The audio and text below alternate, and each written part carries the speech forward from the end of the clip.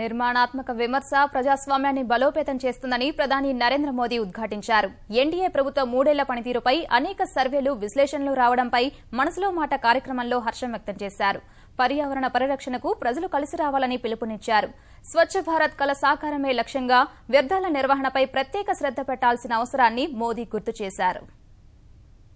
మతాలు, విశ్వాసాలు వేరైనా అందరూ ఐక్యంగా ఉండే సంస్కృతిని పూర్వీకులు మనకు అందించడం భారతీయులంతా గర్వించదగ్గ విషయమని ప్రధాని నరేంద్ర మోదీ అభిప్రాయపడ్డారు. నెల నెలా ఆకాశవాణి ద్వారా నిర్వహించే మనసులో మాట కార్యక్రమంలో ప్రసంగించిన మోదీ పవిత్ర రంజాన్ మాసం సందర్భంగా ప్రపంచవ్యాప్తంగా ఉన్న ముస్లింలందరికీ శుభాకాంక్షలు తెలిపారు. దేశంలోని శాంతి, సామరస్యాల స్ఫూర్తిని మరింత పెంపొందించేందుకు రంజాన్ మాసం ఉపకరిస్తుందని అభిలషించారు. వీర్ సావర్కర్ సహా మరికొందరు స్వాతంత్ర్య సమరయోధుల త్యాగాల్ని ప్రధాని స్మరించుకున్నారు. పర్యావరణ పరిరక్షణ ఆవశ్యకతను మోదీ మరోమారు గుర్తు చేశారు. मेरे प्यारे देशवासियों, 5 जून विश्व पर्यावरण दिवस के रूप में उसे मनाया जाता है और इस वर्ष यूएन ने इसका थीम रखा है कनेक्टिंग पीपल टू नेचर। दूसरे में शब्दों कहे तो बैक टू बेसिक। और नेचर से कनेक्ट का मतलब क्या है? मेरी दृष्टि से मतलब है खुद से जुड़ना, अपने आप से कनेक्ट होना। नेचर से कनेक्ट का मतलब है बेटर प्लेनेट को नर्चर करना। और इसलिए 5 जून का प्रकृति के साथ जुड़ने का वैश्विक अभियान हमारा स्वयं का भी अभियान बनना चाहिए। और पर्यावरण की रक्षा हमारे पूर्वजों ने की, उसका कुछ लाभ हमें मिल रहा है। अगर हम रक्षा करेंगे तो हमारी आने वाली पीढ़ियों को लाभ मिलेगा। ఒత్తిడిని అధిగమించడం సహా వ్యాధుల నివారణలో యోగా ప్రాముఖ్యాన్ని ప్రధాని మరోమారు గుర్తు చేశారు.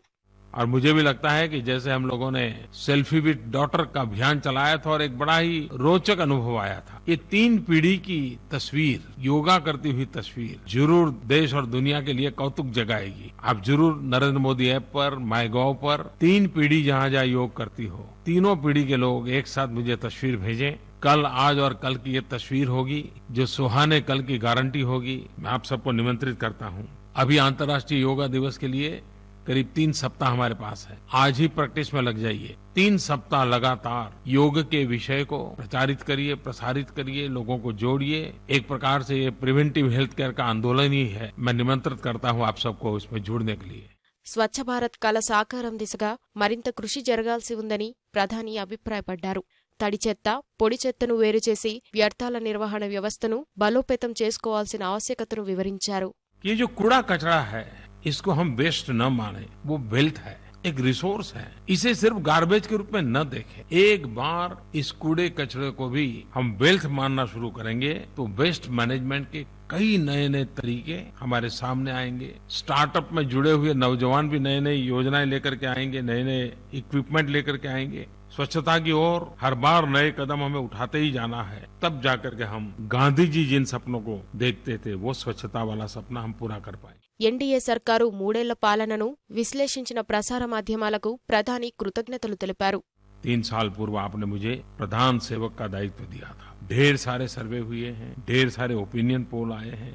मैं इस सारी प्रक्रिया को बहुत ही हेल्दी साइन के रूप में देखता हूँ। हर कसौटी पर इस 3 साल के कार्यकाल को कसा गया है। समाज के हर तबके के लोगों ने उसका एनालिसिस किया है और लोकतंत्र में एक उत्तम प्रक्रिया है। और मेरा स्पष्ट मानना है कि लोकतंत्र में सरकारों को जवाबदेह होना चाहिए, जनता जनार्दन को अपने काम का हिसाब देना चाहिए। मैं उन सब लोगों का धन्यवाद करता हूं जिन्होंने समय निकाल करके हमारे काम की गहराई से विवेचना की। जो त्रुटियां होती हैं, कमियां होती हैं, वो भी जब उजागर होती हैं तो उससे भी सुधार करने का अवसर मिलता है। कंस्ट्रक्टिव क्रिटिसिज्म लोकतंत्र को बल देता है। एक जागरूक राष्ट्र के लिए, एक चैतन्यपूर्ण राष्ट्र के लिए ये मंथन बहुत ही आवश्यक होता है। ప్రధాని మనసులో మాట ప్రసంగాన్ని భాజపా అధ్యక్షుడు అమిత్ షా ఢిల్లీలో సామాన్య ప్రజలతో కలిసి విన్నారు. शायद ही हम भूल पाएंगे, लेकिन वर्षा की प्रतीक्षा हो रही है। आज जब मैं आपसे बात कर रहा हूं तब रमजान का पवित्र महीना प्रारंभ हो चुका है। 3 ఏళ్ల ఎన్డీఏ పాలనలో ప్రత్యక్ష నగదు బదిలీ పథకం ద్వారా 50,000 కోట్ల రూపాయలు ప్రభుత్వానికి ఆదా అయ్యాయని భాజపా జాతీయ అధ్యక్షుడు అమిత్ షా వెల్లడించారు. ఈ పథకం ద్వారా మొత్తం 32 కోట్ల మందికి రాయితీ నిధులు అందించినట్లు తెలిపారు. ఆధార్ అనుసంధాన ప్రత్యక్ష నగదు బదిలీ పథకం వల్ల నిధుల దుర్వినియోగం, మధ్యవర్తుల ప్రమేయం, అనర్హులు లబ్ధి పొందకుండా నిరోధించగలిగినట్లు వెల్లడించారు. నరేంద్ర మోదీ ప్రభుత్వ 3 ఏళ్ల పాలనలో సాధించిన విజయాలను వివరించిన అమిత్ షా ప్రత్యక్ష పరోక్ష పన్నుల్లో 20% వృద్ధి కనిపించినట్టు తెలిపారు. స్వాతంత్ర భారతదేశంలో గతంలో ఎప్పుడూ ఇలా జరగలేదని వివరించారు. ప్రపంచంలో వేగంగా వృద్ధి చెందుతున్న దేశంగా భారత్ నిలిచిందన్న అమిత్ షా ద్రవ్యోల్బణం కూడా అదుపులో ఉందని తెలిపారు.